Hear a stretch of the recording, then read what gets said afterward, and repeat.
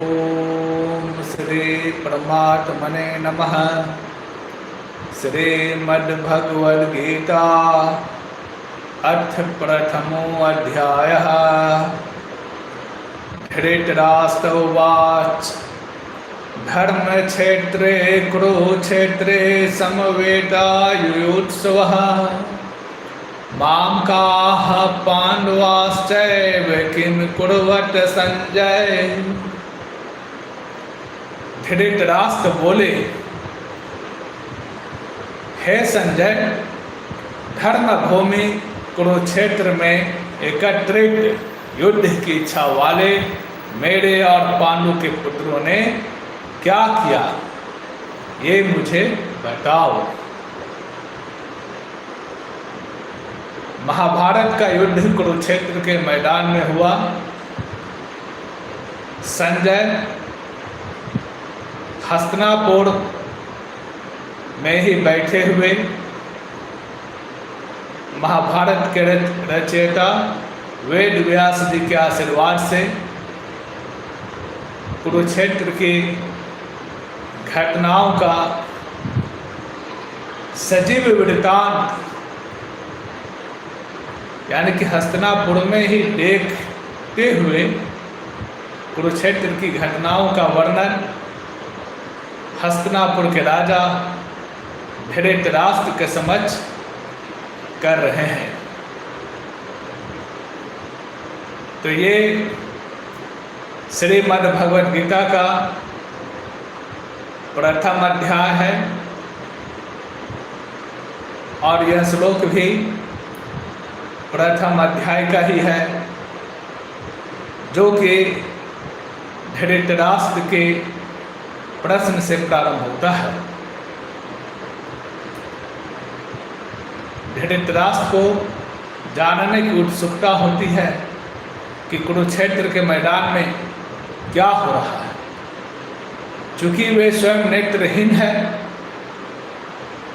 यद्यपि महर्षि वेदव्यास ने उनको ही सर्वप्रथम दिव्य दृष्टि देने के लिए सोचा था, लेकिन धृतराष्ट्र ने यह कहते हुए दिव्य दृष्टि लेने से इनकार कर दिया कि यह लेने से इनकार कर दिया कि मैं तो नेत्रहीन हूँ, मैं तो किसी पुत्र को पहचानूंगा ही नहीं, ना अपने पुत्रों को पहचानूंगा और ना ही अपने भाई के पुत्रों को पहचानूंगा। वे इस घटना को जानते होंगे। महाभारत युद्ध से पहले अर्जुन को अपने सगे संबंधियों से, नाते रिश्तेदारों से मोह उत्पन्न हो गया और उन्होंने यह कहते हुए युद्ध करने से इनकार कर दिया कि मैं अपने ही स्वजनों पर कैसे बाण चलाऊंगा। मैं जिस तात श्री पितामह की गोद में खेला हूँ, मेरे बाण उन तक कैसे पहुँचेगा, मैं नहीं छोड़ पाऊंगा। जिस गुरु ने हमें धनुर्विद्या प्रदान की है, मैं उन्हीं के सिखाए हुए विद्या को उन्हीं पर आघात करूं। एक शिष्य होने के नाते मुझे सही प्रतीत नहीं होता है। और फिर ये जो भी युद्ध के मैदान में खड़े हैं, उन सभी का तो कोई दोष नहीं है और वे सभी निर्दोषों को मैं मारूं, यह अच्छा नहीं लगता। मुझे भले ही चाहे जितने भी दुख झेलना पड़े, मुझे सब स्वीकार है, लेकिन मैं युद्ध नहीं कर सकता। यह कहते हुए अर्जुन ने अपने दिव्यास्त्र धनुष बाण को, अस्त्र शस्त्र को रख दिया और भगवान श्री कृष्ण के चरण पे गिर पड़े। तो भगवान श्री कृष्ण ने उसी कुरुक्षेत्र के मैदान में कैसे हो गीता का उपदेश दिया। और ये गीता का उपदेश हर किसी के लिए अमृत तुल्य है, चाहे वो किसी भी धर्म, संप्रदाय, पंथ, जाति विशेष से क्यों न जुड़ा हो। श्रीमद् भगवद गीता में धर्म की बजाय जीवन दर्शन की बात कही गई है। जीवन को किस तरह से सुंदर तरीके से जीना चाहिए उसकी बात की है। और जो श्रीमद् भगवद गीता के दिए गए हुए ज्ञान को आत्मसात कर ले, समझ जाए, उस पर अमल करना प्रारंभ कर दे, तो फिर उसके जीवन से दुख दूर हो जाएंगे। यहाँ पर मैं प्रथम अध्याय प्रारंभ करने जा रहा हूँ और उसका प्रथम श्लोक भी मैंने कहा है। तो वो इस प्रकार से है, फिर से एक बार पुनरावृत्ति कर देता हूँ। धर्म क्षेत्रे कुरुक्षेत्रे समवेतायोत्सवः मां काः पांडवाश्चैव किम कुर्वत संजय। धृतराष्ट्र बोले, हे संजय, धर्म भूमि कुरुक्षेत्र में एकत्रित युद्ध की इच्छा वाले मेरे और पांडु के पुत्रों ने क्या किया। धृतराष्ट्र को पता है कि युद्ध जब भी होता है दोनों पक्ष की इच्छा से ही होता है। और कुरुक्षेत्र के मैदान में कौरव और पांडव जो दोनों आमने सामने हैं, उन दोनों की इच्छा से ही हो रहा है। उन दोनों पक्ष में यदि युद्ध की लालसा नहीं होती तो वे कुरुक्षेत्र के मैदान में जुटते ही क्यों, जाते ही क्यों। अब देखिए संजय क्या उत्तर दे रहे हैं। संजय उवाच दृष्ट्वा तो पांडवानिकं व्यूढं दुर्योधनस्तदा आचार्यम् उपसंगम्य राजा वचनं ब्रवीत। संजय बोले, इस समय राजा दुर्योधन ने व्यूह रचना युक्त पांडवों की सेना को देखकर और द्रोणाचार्य के पास जाकर यह वचन कहा। दुर्योधन जो है व्यूह रचना युक्त, व्यूह की रचना की गई, किस तरह से शत्रुओं को मारना है उसके लिए योजना बनाई गई। और उसके बाद पांडवों की सेना को देखकर और द्रोणाचार्य के पास जाकर यह वचन कहा। तो दुर्योधन ने क्या कहा, पश्यताम पांडु पुत्रा नामाचार्य महतिं चमूं व्यूधाम द्रुपद पुत्रेण तव शिष्येन धीमता।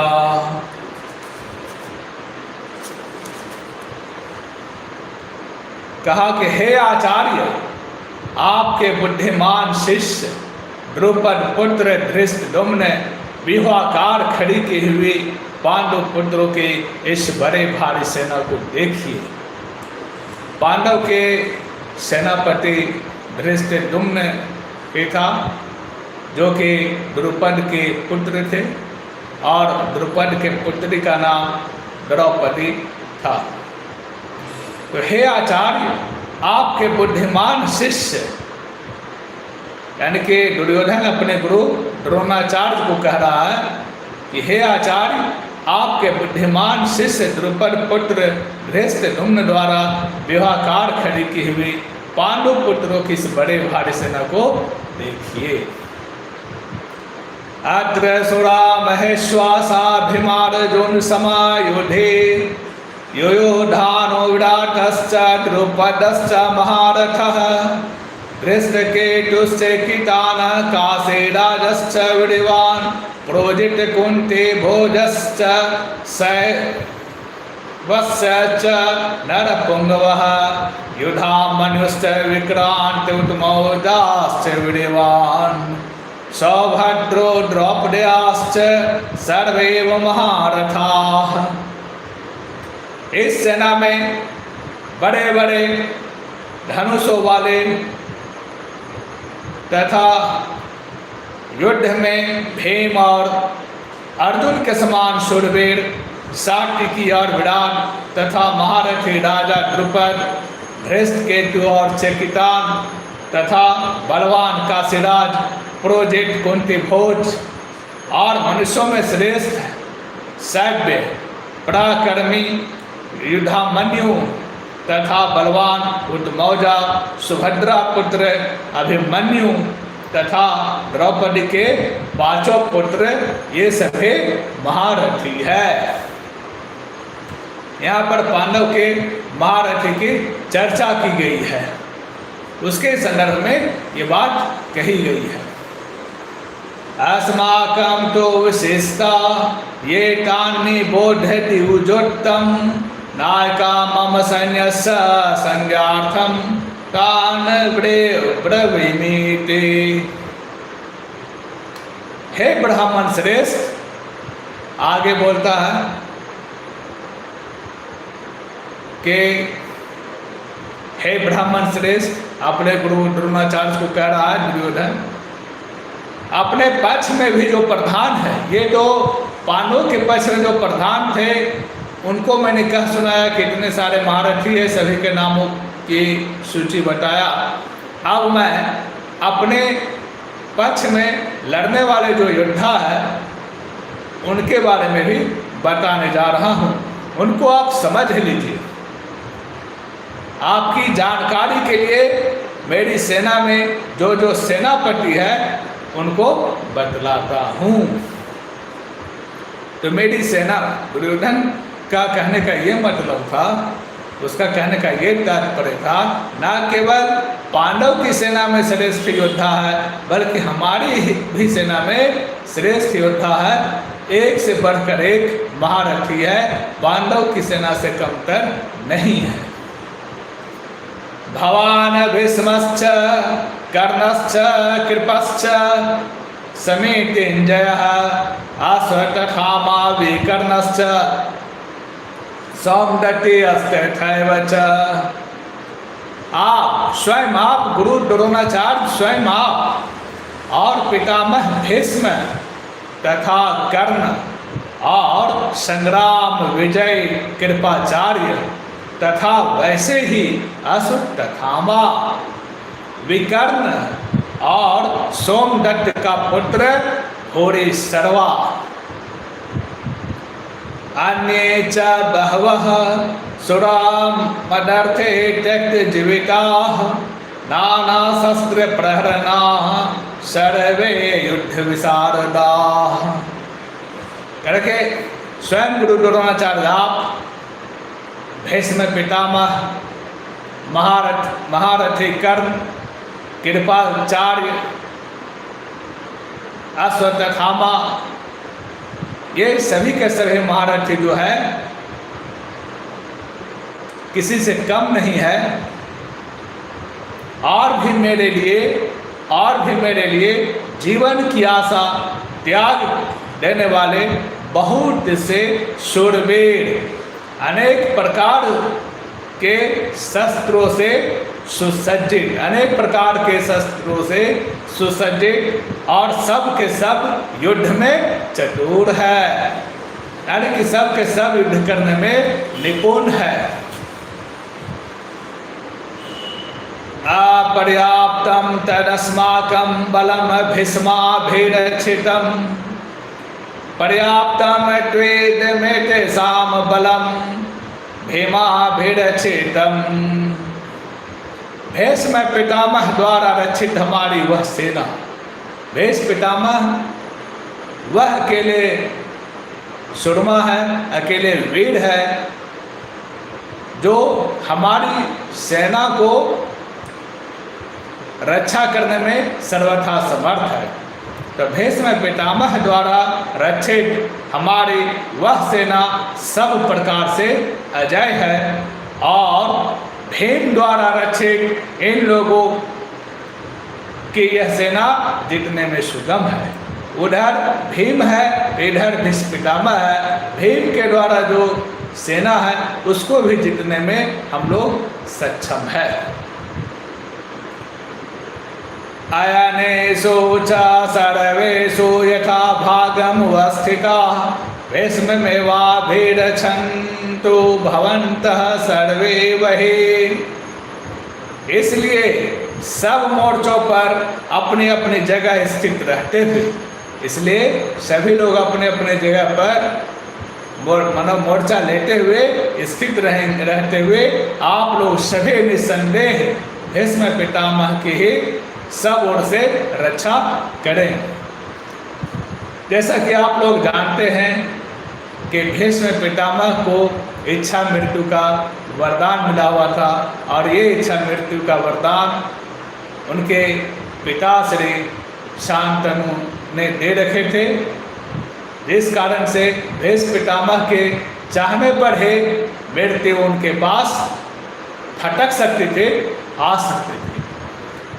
इसलिए दुर्योधन जानता था कि भीष्म पितामह के रहते पांडव तो युद्ध जीत ही नहीं सकते हैं और वे प्रयास करेंगे किसी भी तरह से, यदि हानि पहुंचाने के लिए भी प्रयास करें, प्रयत्न करें, तो फिर हमारी सेना उसका जो है जवाब देने के लिए तैयार है। और वो सभी को कह रहा है कि आप जो है भीष्म पितामह के चारों ओर से रक्षा करें, यानी उनको घेर लें ताकि भीष्म पितामह तक वे लोग पहुँच ना पाए। आप लोग सभी निसंदेह भीष्म पितामह की ही सब ओर से रक्षा करें। तस्य संजनन हर्षं कुरु वृद्धः पितामहः सिंहनादं विन्नद्योच्चैः शंखं दध्मौ प्रतापवान। कौरवों में वृद्ध कौन थे? पितामह। कौरवों में वृद्ध बड़े प्रतापी पितामह भीष्म ने उस दुर्योधन के हृदय में हर्ष उत्पन्न करते हुए उच्च स्वर से सिंह की दहाड़ के समान गरज कर शंख बजाया। कौरवों में सिंह के समान निडर, शक्तिशाली और दुर्योधन के हृदय में हर्ष को उत्पन्न करने वाला भीष्म पितामह ने शंख बजाया। ततः शंखश्च भैर्यश्च प्रणवानक गे मुखा सैवाभ्यहनन्त शब्दस्तु मूलो अभवन्। इसके पश्चात शंख और नगारे तथा ढोल, मृदंग और नरसिंह आदि बाजे एक साथ ही बज उठे। दुदुम्भी बज उठा, नगारा बज उठा, शंख नगारे सभी बज उठे। उनका वह शब्द बड़ा भयंकर हुआ। उनका शब्द क्या है? बड़ा भयंकर हुआ। ततः श्वेतैर हैर युक्ते महते सन्दने स्थितौ माधवा पाण्डवाश्चैव दिव्यौ शंखौ प्रदधमतुः। इसके पश्चात यानी इसके बाद, इसके अनंतर सफेद घोड़ों से युक्त उत्तम रथ में बैठे हुए भगवान श्री कृष्ण और अर्जुन ने भी अलौकिक शंख बजाए। पहले युद्ध है, प्रारंभ होने से पहले युद्ध की घोषणा करने के लिए शंख ही बजाए जाते थे। पांचजन्य महेषि केशो देवदत्तम धनंजय पौंड्रमदधमौ महाशंखम भीमकर्मा वृकोदरः। पांचजन्य महेषि केशो, श्री कृष्ण भगवान ने पांचजन नामक शंख।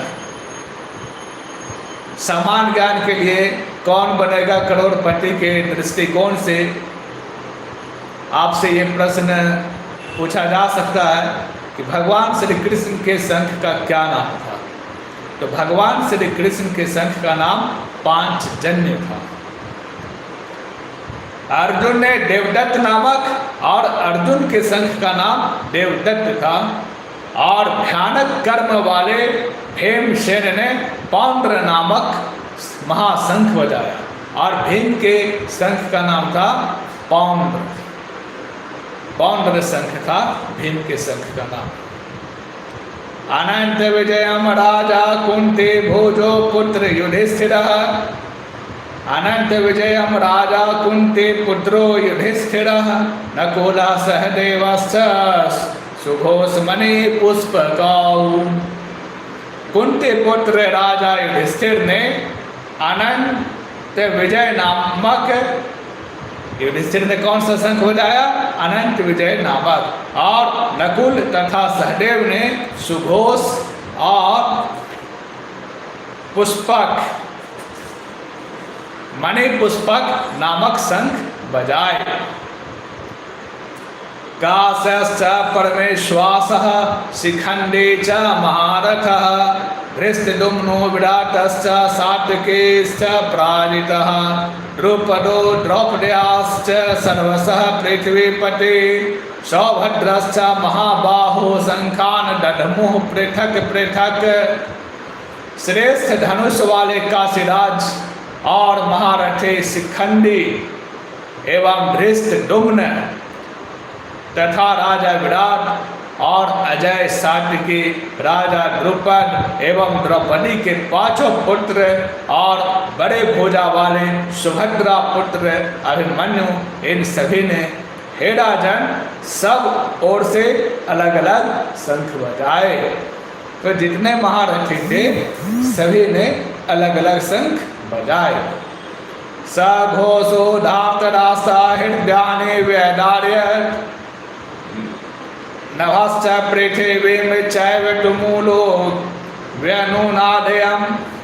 और उन भयानक शब्द ने आकाश और पृथ्वी को भी गुंजाते हुए धार्तराष्ट्रों के अर्थात आपके पक्ष वालों के हृदय विदीर्ण कर दिए। तो कह रहे हैं कि जो आपके पक्ष वाले थे उन सभी के हृदय को क्या किया?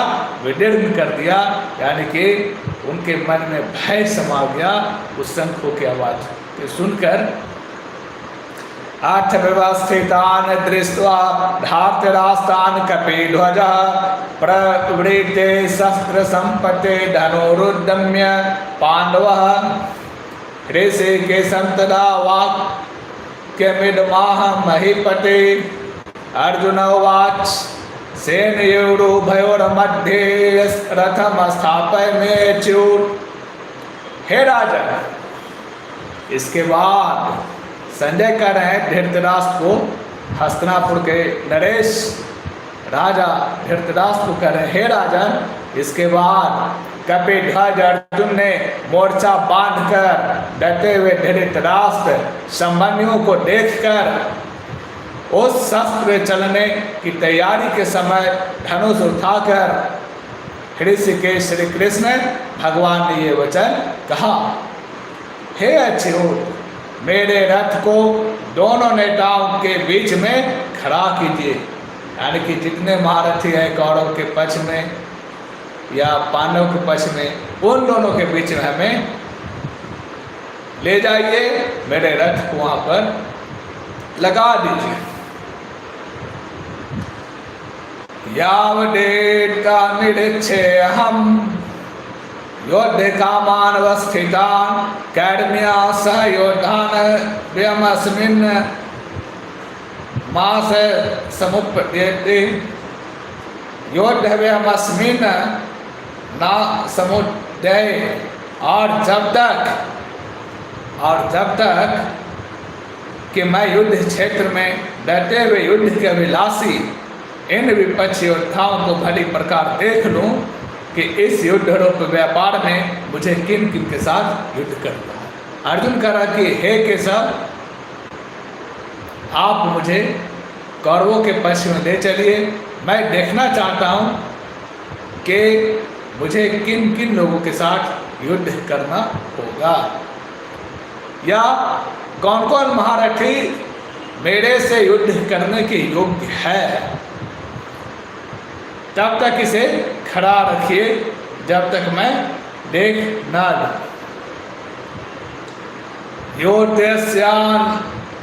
योतिष्यमानान् वेक्षेऽहं यते यत्र समागताः धार्तराष्ट्रस्य दुर्बुद्धेर्युद्धे प्रियेचे कीर्षवः।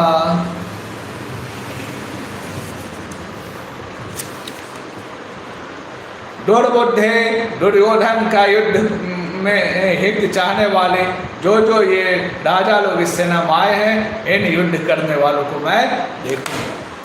दुर्योधन को दुर्बुद्धि कहा गया। दूर मनोता बूढ़े विचार का, यानी कि जिसकी बुद्धि भ्रष्ट हो गई है। दुर्बुद्धि उसी को कहा जाता है कि दुर्योधन के सिर पर जो है विनाश मंडरा रहा है, उसने खुद विनाश को निमंत्रण दिया है।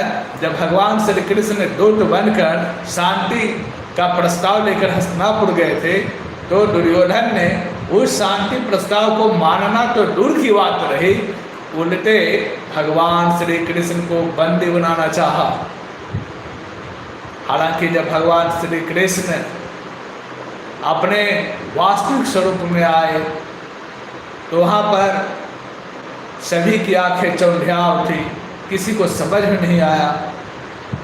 केवल उनके जो भक्त थे उन्हीं को भगवान श्री कृष्ण का विराट रूप उस समय दिखाई पड़ा था।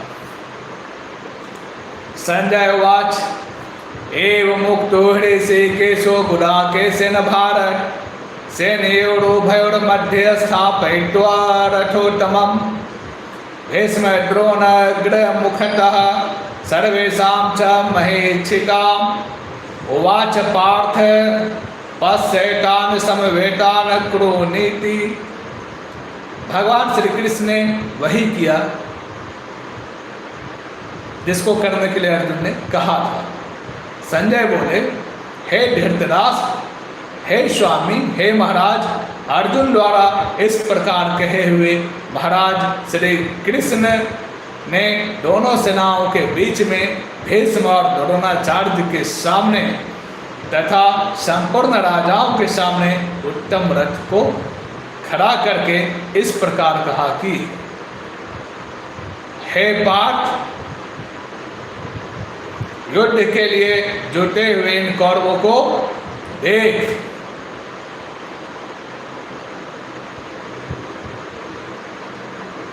कह रहे कि हे पार्थ, युद्ध के लिए जुटे हुए इन कौरवों को देख।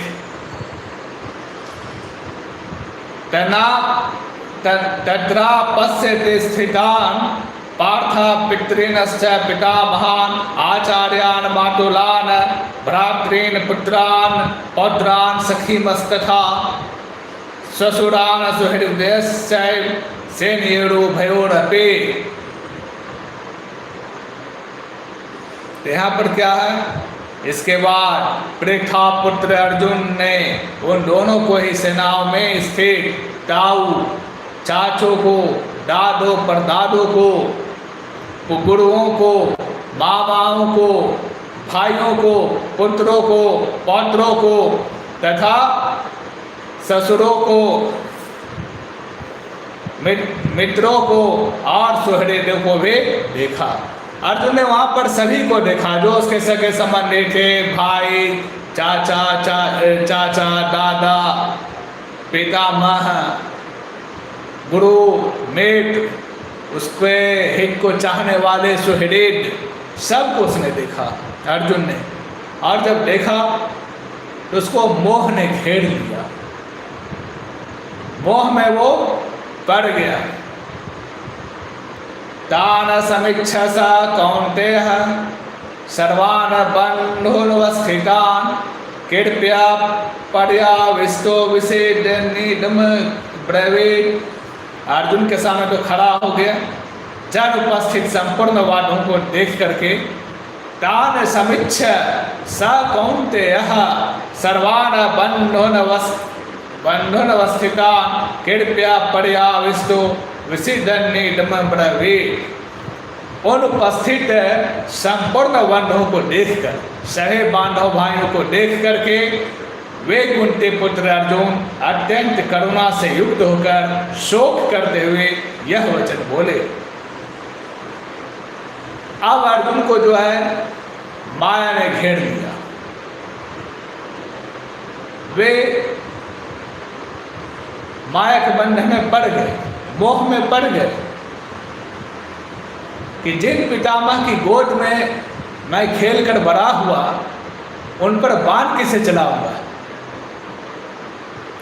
जिन गुरु से मैंने धनुर्विद्या की शिक्षा प्राप्त की उसी गुरु पर प्राण घाटिनी शक्ति कैसे छोड़ पाऊंगा। और गुरु भाई के साथ जो शिक्षा अर्जित किए हैं, ज्ञान अर्जित किए हैं, उन गुरु भाई पर ही जानलेवा अस्त्र या शस्त्र कैसे चला पाऊंगा। अर्जुनवास दृष्टद्वयमं स्वजनम कृष्ण युत्सुम समुपस्थितम सेदन्ते मम गात्राणि मुखमच परिश्यसे वेपयुश्च वेपठुश्च शरीरे में रोमहर्षश्च जायते। अर्जुन बोले, हे कृष्ण, युद्ध क्षेत्र में डटे हुए युद्ध के अभिलाषी, युद्ध को चाहने वाले ये लोग डटे हुए हैं। इस स्वजन समुदाय को देखकर मेरे अंग शिथिल हुए जा रहे हैं और मुख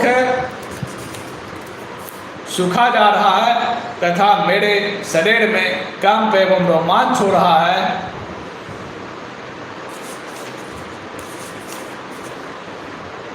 गांडीवम अस्त्रंसते हस्ताच वै परिडहते न च शक्नुमेव स्थातुं भ्रमतेव च मे मनः। हाथ से गांडीव धनुष गिर रहा है। गांडीव धनुष, अर्जुन के धनुष का नाम था गांडीव, जो उसको भगवान शिव से मिला था। तो हाथ से गांडीव धनुष गिर रहा है और त्वचा भी बहुत जल रही है तथा मेरा मन भ्रमित सा हो रहा है। इसलिए मैं खड़ा रहने को भी समर्थ नहीं हूँ, मुझसे खड़ा हुआ भी नहीं जा रहा है। निमितानि च पश्यामि विप्रेतानि केशव न चाश्रयो अनुपश्यामि हत्वा स्वजन माहवे। कह रहे हैं, हे केशव, मैं लक्षणों को भी विपरीत ही देख रहा हूँ। जो लक्षण मुझे दिख रहे हैं वो वे विपरीत हैं। लक्षण क्या है? सगुन अपसगुन के लक्षण होते हैं। तो हमें जो है अपसगुन ही दिख रहे हैं तथा युद्ध में स्वजन समुदाय को मारकर कल्याण भी नहीं देखता। और यदि मैं अपने लोगों को मार भी दूं, इससे मेरा क्या कल्याण होने वाला है? ना कांक्षे विजयम कृष्ण ना च राज्यम सुखाने च किम नो राज्येन गोविंद किम भोगैर जीवितेन च भोगैर जीवितेन वा। किम नो राज्येन गोविंद किम भोगैर जीवितेन वा। हे कृष्ण, मैं ना तो विजय चाहता हूँ और ना राज्य तथा सुखों को ही। हे गोविंद, हमें ऐसे राज्यों से क्या प्रयोजन है? हमें ऐसे राज्य की क्या आवश्यकता है? मुझे कोई राज्य नहीं चाहिए, कोई सुख नहीं चाहिए, कोई वैभव नहीं चाहिए, कोई समृद्धि नहीं चाहिए। अथवा ऐसे भोगों से और जीवन से भी क्या लाभ है? यदि अपने लोगों को मारकर हमें इंद्र का पद भी मिल जाए तो उसे क्या लाभ? ये सामर्थ्ये कांक्षितम नो राज्यम भोगा सुखानि च तयमेव स्थिता युद्धे प्राणाम त्यक्त्वा धनानि च। प्राणाम त्यक्त्वा, हमें जिनके लिए राज्य भोग और सुखादि अभिष्ट है, जिनके लिए हम राज चाहते हैं, भोग चाहते हैं, सुख आदि चाहते हैं, वे ही ये सब धन और जीवन की आशा को त्याग कर युद्ध में खड़े हैं।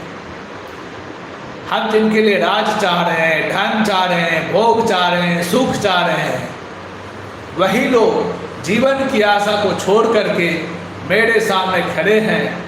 तो इन सबको मारने से अगर मिल भी जाए राज्य, तो फिर किसके लिए भोगूंगा? आचार्या पितरः पुत्रास्तथैव च पितामहाः मातुलाः ससुराः पौत्राः श्यालाः संबंधिनस्तथा। गुरुजन, जब गुरुजन ही नहीं रहेंगे तो फिर राज्य को प्राप्त करके हम क्या करेंगे? ताऊ, चाचे, लड़के, यानी भतीजा को भी लड़का के ही समान समझा जाता है, पुत्र को लड़का को ही।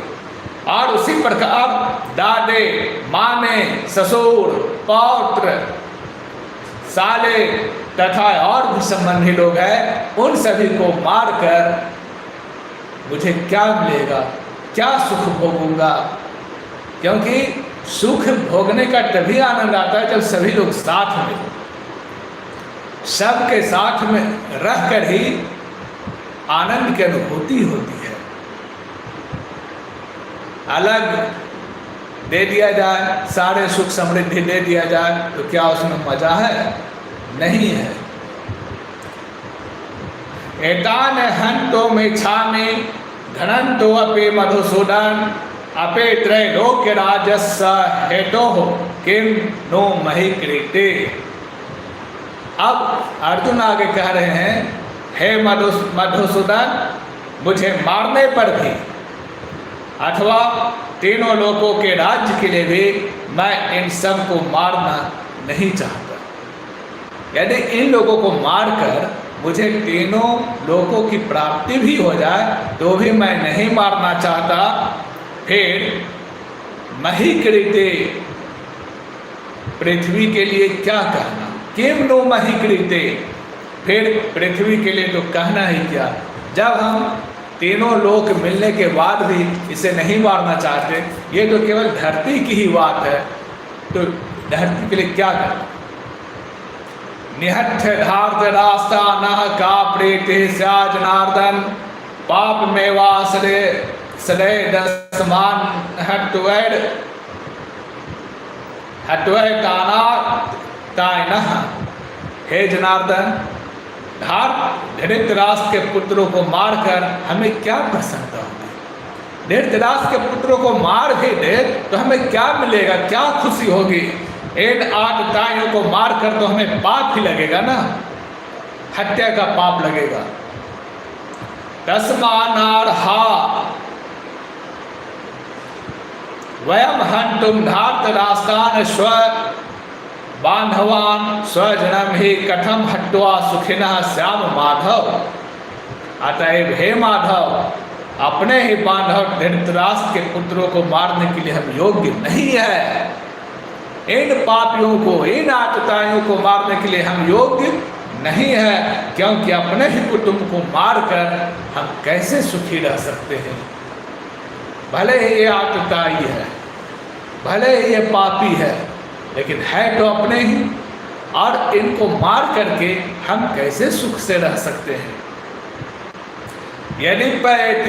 यद्यपैते न पसंते लोभो पट चेत सह कुल क्षय क्रेतम दोषम मित्र द्रोहे च पातकम कथम न ज्ञेयम अस्माभिः पापादस्मान्निर्वर्तितुम कुल क्षय क्रेतम दोषम प्रपश्यभिर् जनार्दनः। प्रपश्य फिर जनार्दनः। यद्यपि लोभ से भ्रमित हुए, लोभ से भ्रष्ट थी। लोग भ्रष्ट कब होता है? लालच के कारण। जो लालच से दूर नहीं रह पाता है वो भ्रष्ट हो जाता है।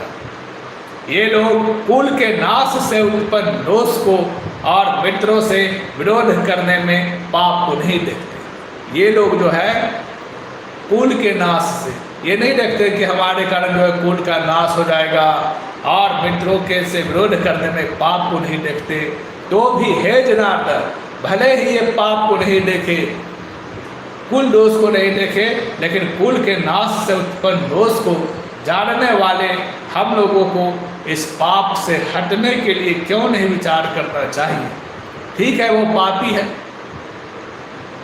उसके मन में विचार नहीं आ रहा है, लेकिन हम तो जानते हैं दोष है, और जब हम जानते कि दोष है तो हम ही क्यों नहीं विचार कर लेते हैं और युद्ध से हट जाना चाहिए।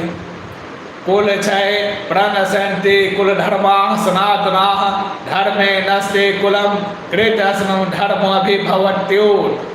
कुल के नाश से सनातन कुल धर्म नष्ट हो जाते हैं। जब कुल का नाश हो गया, जब वंश का ही नष्ट हो गया, तो स्वाभाविक रूप से सनातन कुल धर्म नष्ट हो जाते हैं। धर्म के नाश हो जाने पर संपूर्ण कुल में पाप भी बहुत फैल जाता है, और जब धर्म का नाश हो जाता है तो बाकी जो बचे हुए कुल है, संपूर्ण कुल में भी जो है पाप बहुत फैल जाता है। धर्म का मतलब सीधा सीधा यही है, कर्तव्य। धर्म यही बताता है क्या करना चाहिए, क्या करने योग्य है, क्या करना चाहिए, क्या नहीं करना चाहिए, इसको बताने वाला ही धर्म कहलाता है। धर्म की यही परिभाषा है, कर्तव्य। अपने कर्तव्य पर अडिग रहना ही धर्म है, और उसके लिए जानकारी भी होनी चाहिए। इसलिए रामायण लिखा गया। रामायण की रचना करने के पीछे ये उद्देश्य था कि जो काम रावण ने किया वो काम हमें नहीं करना चाहिए, जो राम ने किया उन्हीं के आचरण को हमें उतारना चाहिए। ये उद्देश्य था। तो जब कुल का नाश हो जाता है तो धर्म के नाश हो जाने पर क्या होता है, संपूर्ण कुल में पाप फैल जाता है। अधर्माभिभवात् कृष्ण पर्दो संते कुल स्त्रियः दुष्टासु वार्ष्णेव जायते वर्ण संकरः। हे कृष्ण, पाप के अधिक बढ़ जाने से कुल की स्त्रियां अत्यंत दूषित हो जाती हैं, और हे वार्ष्णेय, स्त्रियों के दूषित हो जाने पर वर्ण संकर उत्पन्न होता है। संगते नरकाएव कुल घनानाम कुलस्य च पतन्ति पितरो ह्योसाम लुप्त पिंडोदक क्रियाः। वर्ण संकर कुल घाटियों को और कुल को नरक में ले जाने के लिए ही होता है। लुप्त हुए पिंड और जल की क्रिया वाले अर्थात श्राद्ध और तर्पण से वंचित इनके पीतर लोग भी अधोगति को प्राप्त हो जाते हैं। जिन पीतर को तर्पण नहीं मिलता है वो भी अधोगति को प्राप्त हो जाते हैं। दोषाय रहता है कुल घना नाम वर्ण संकर कारक है। उत्साध्यन्ते जाति धर्मा कुल धर्माश्च शाश्वता। इन वर्ण संकर कारक दोषों से कुल घाटियों के सनातन कुल धर्म और जाति धर्म नष्ट हो जाते हैं। उत्पन्न कुल धर्मा नाम मनुष्य नाम जनार्दन नरके अन्यतम वासो भवति तेनु सुश्रुम। हे जनार्दन, जिनका कुल धर्म नष्ट हो गया है, जिनका कुल धर्म जो है नष्ट हो गया है, ऐसे मनुष्यों का निश्चित काल में नरक में वास होता है। जिनका जो है धर्म तो क्या होता है, जो पाप कर्म करता है, तो पाप कर्म करता है तो उसको कहाँ से स्वर्ग की प्राप्ति होगी, तो वो नरक में उसका वास होता है। ऐसा हम सुनते आए। ये अर्जुन कह रहे हैं, अहो बद महत पापम कर तुम व्यवस्थिता वयम यद्राज सुख लोभेन हंतुम स्वजनम उद्यता।